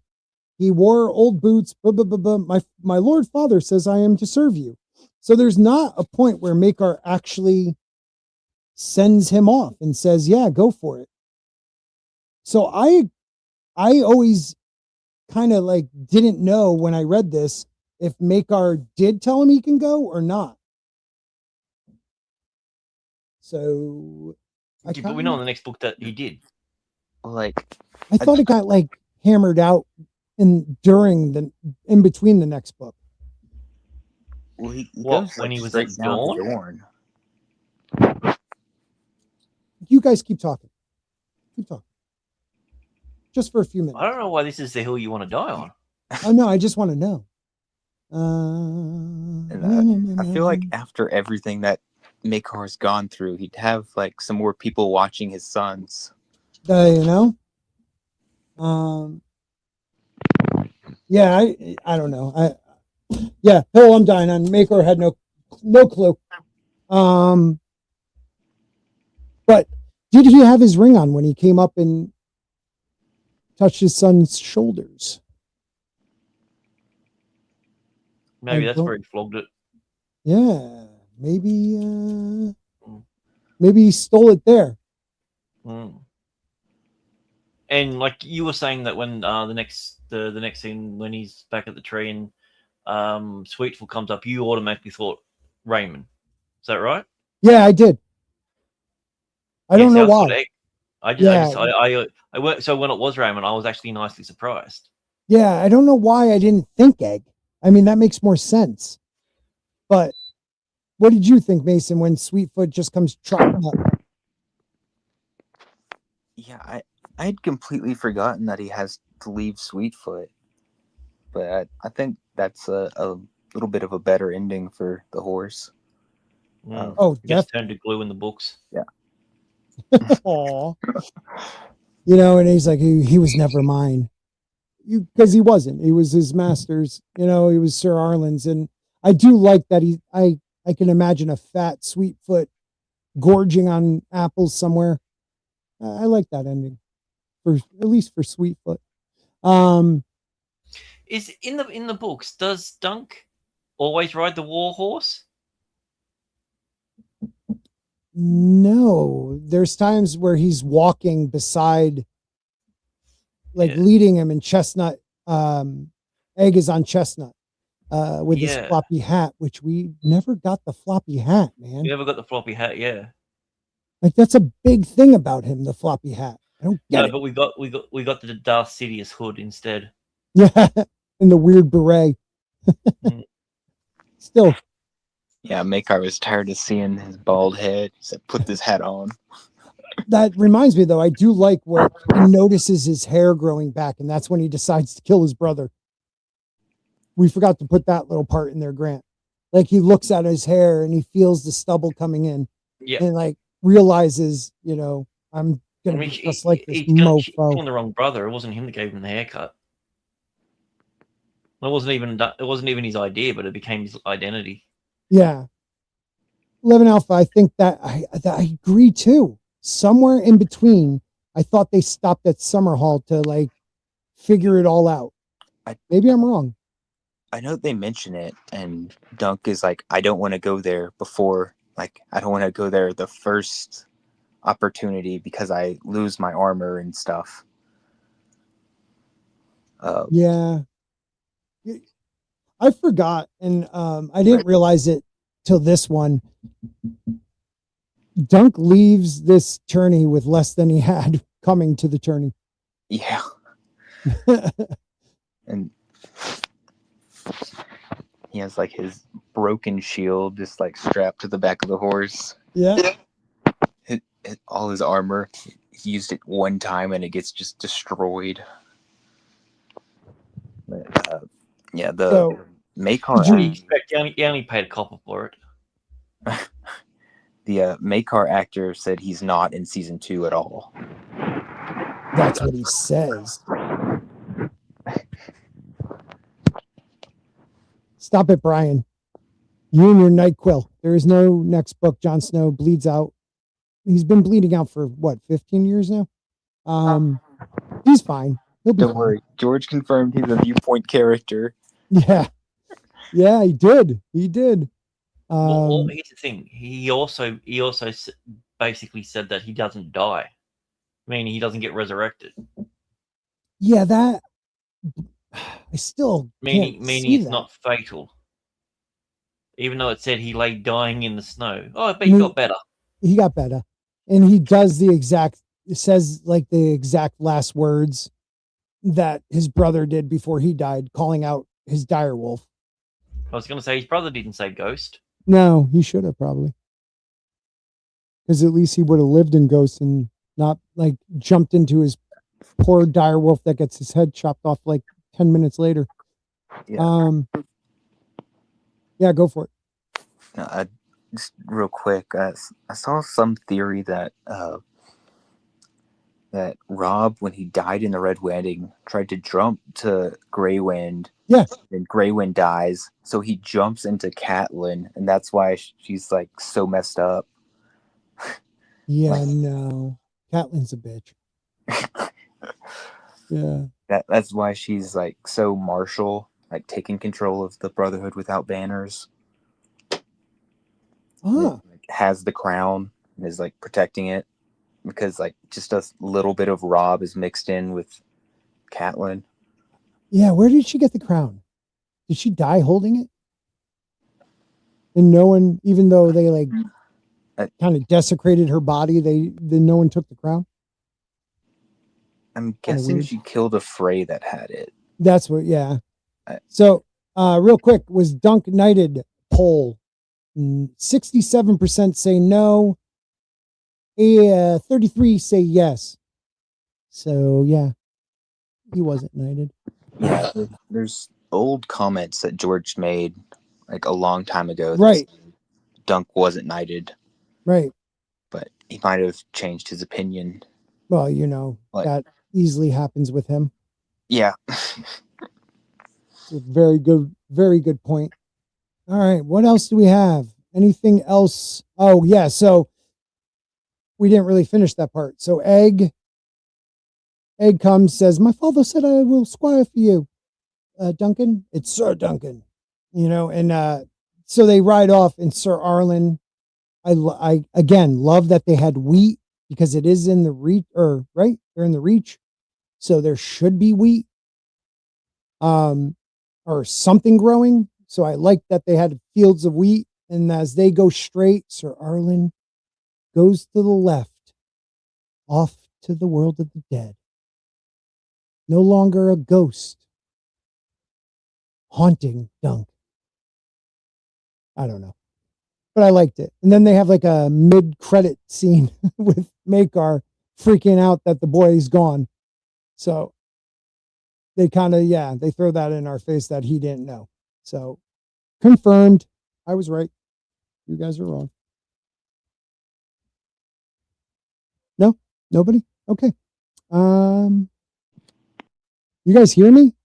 Anybody there, guys? Yeah, you good. Okay, I was we're just letting the silence of that terrible comment sit. Yeah, well, you scared me there a second. I was like, "Oh my god, am I frozen?" Because I tried to like just put something in the chat, and it says YouTube rejected your comment. This usually means they think it's spam. All I did was put, "Did episode 6 clarify Martin's theme? ... or reinterpret it." I guess you can't do dots. You stop spamming. Yeah, man, my bad. Spamming my own freaking. And in your own chat. Yeah, I'm an idiot. Have you no shame? Yeah, no, I really don't. So I mean, Caitlin always took every opportunity to make the wrong choice. Yes, in life and death. Caitlin is the worst person ever.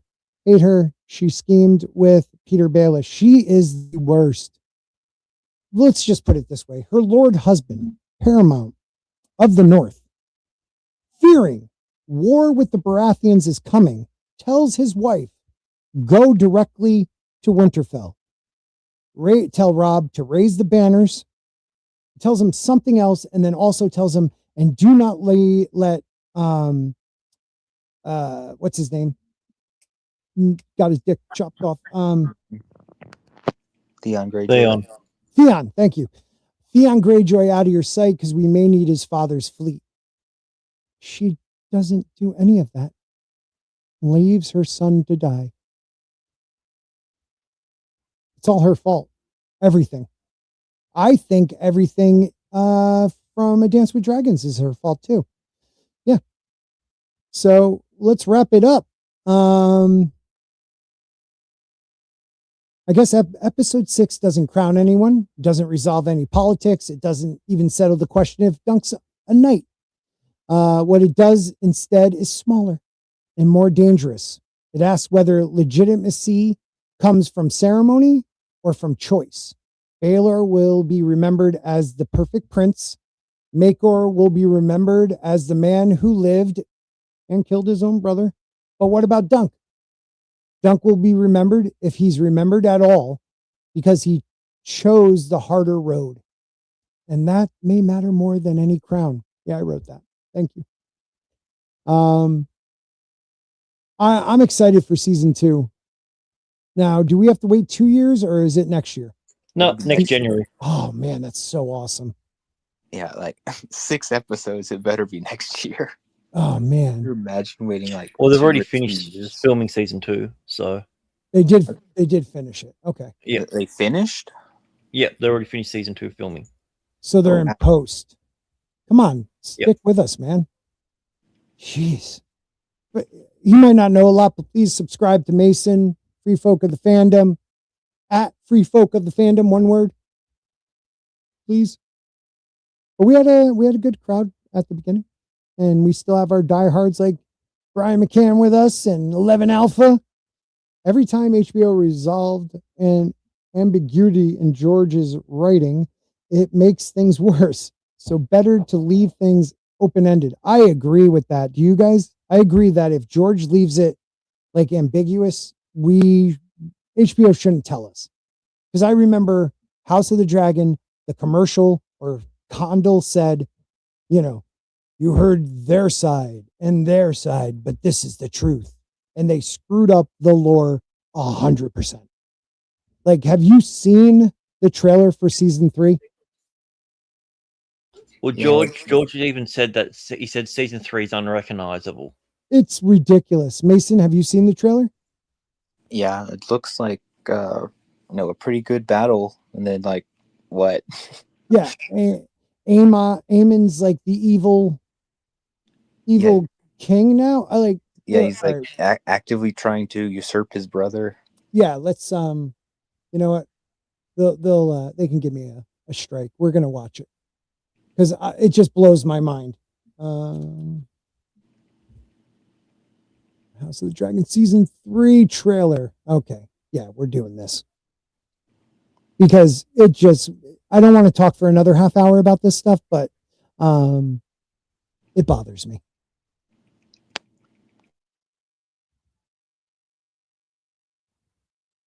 Oh, unmute it, Scott. All right.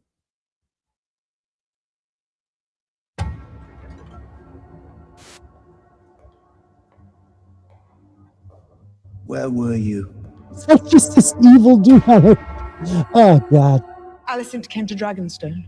She will open the gates of the Red Keep. Oh, yeah, that'll work out. To me. That'll work out. You cannot trust her. Okay, do you think, real quick, do you think this is in the same scene as this? Nope. Okay, it can't be. Like, he's looking back all untrusting of them. Like, it makes no they sense. did this. Remember, they did this in the previous trailer for season 2. Right. All the reactions were all from different parts. Right. Okay. The king has abdicated the throne. Yeah. That's a dope. Was it Darren? Not Darren. What's the Tessarion. Tessarion. That dragon looks dope though. It has that blue color. Oh. What? So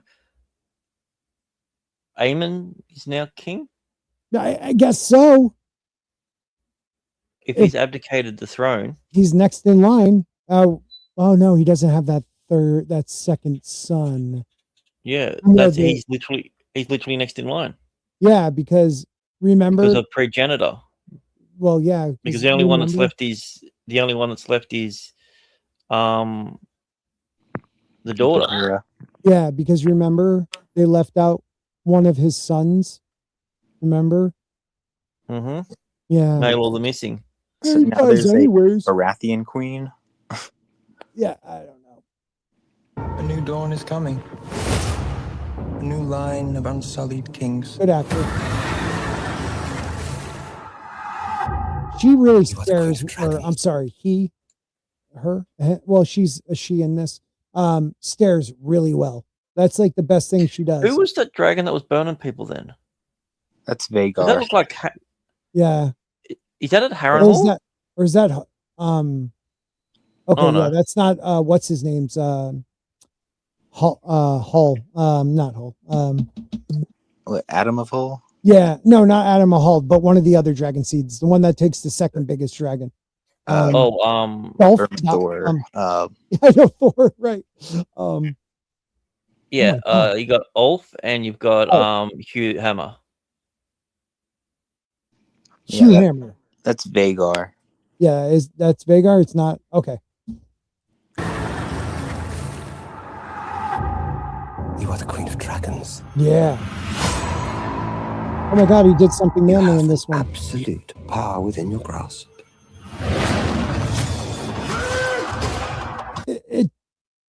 Whoever does their trailers does a good job, at least making you think it's going to be awesome.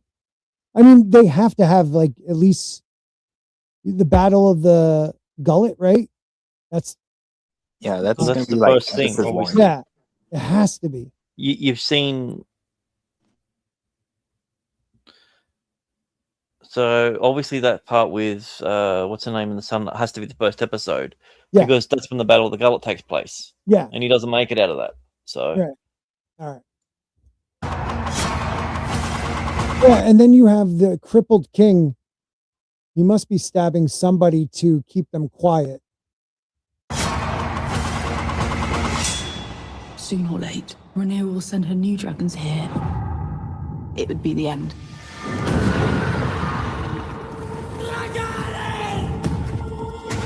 Nettles? No. Yeah. Who is that in the chopping somebody? No? Okay, I must have missed it. The guy in the That's Aegon. Oh, I was thinking right there might have been somebody, but it looks kind of two swords. Must be a normal knight because that's a weird helmet, right? Well, the only person that we know that wields two swords in this is bloody Valerian. Oh no, Daemon I think carries. Oh no, Daemon has a dagger. Dagger, you're right. I gotta say, what's his name on YouTube? Preston. When he does his, I love his going over the episode where he does like his little characters. He does this thing for Dunk an egg, which is called Dagger Watch.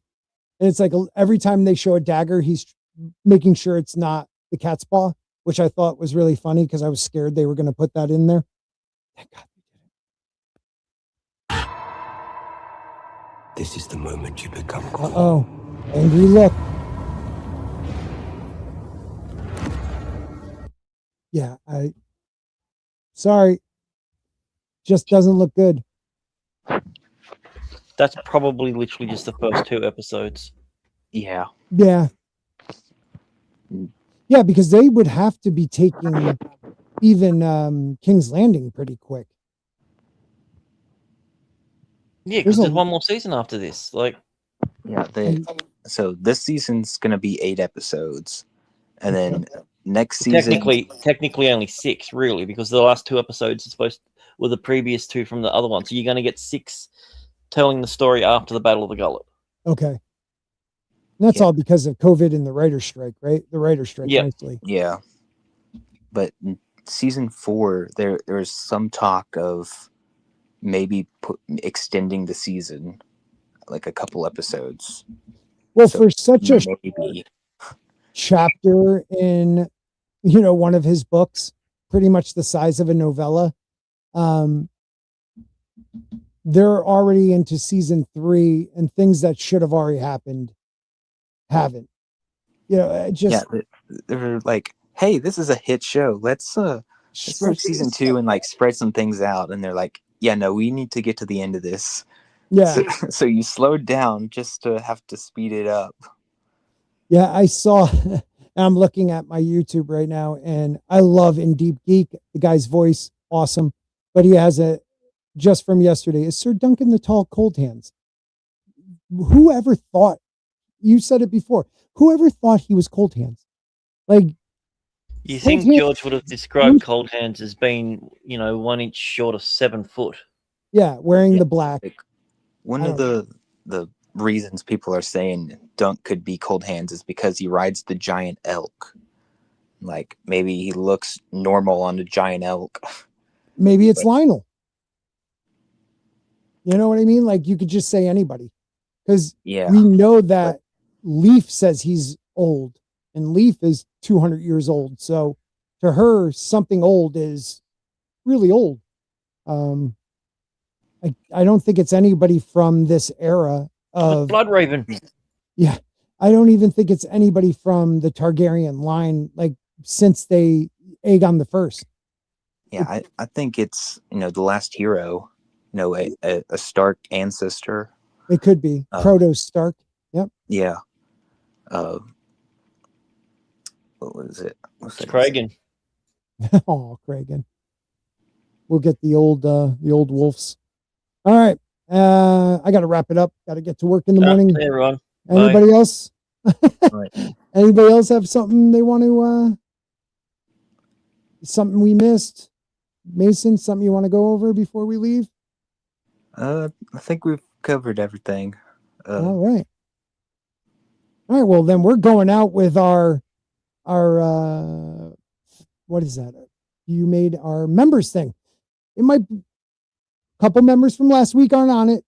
That's my fault because I don't know how to do this. And Grant is nice enough to make these videos. So if you're a member and not on there because you became a member last week, that's all on me. It's Mysteria. All right, Mason, tell them where to find you. Tell them they have to subscribe to you. Let's do it.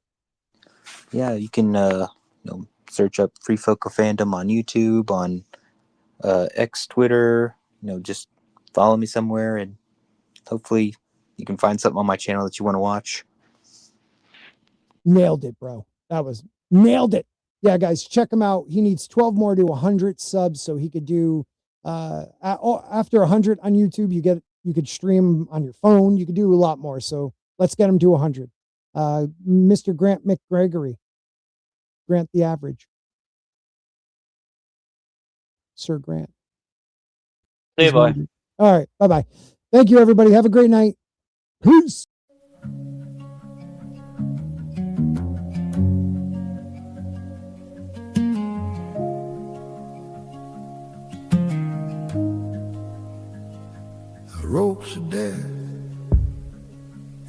grab me. Ungodly men have made me afraid. The ropes of hell have bound me. The sorrows of death prevented me. In my distress I called upon you, the great stallion who is worthy to be praised. So shall I be saved from my strong enemy. Beat them small as the dust. This would have been a better ending song than what we got. I will cast the evil out of the dirt in the streets. Still right. Courage is my salvation. Oh yeah, we're still live. Shout out to Westeros Whispers. He's one of our big dogs in the membership. Make my feet like Heinz's feet, that my step would not blunder. Gird me with might, that I destroy them that hate me. I will cast the evil out as the dirt in the streets. Courage is my salvation. Mercy is my light.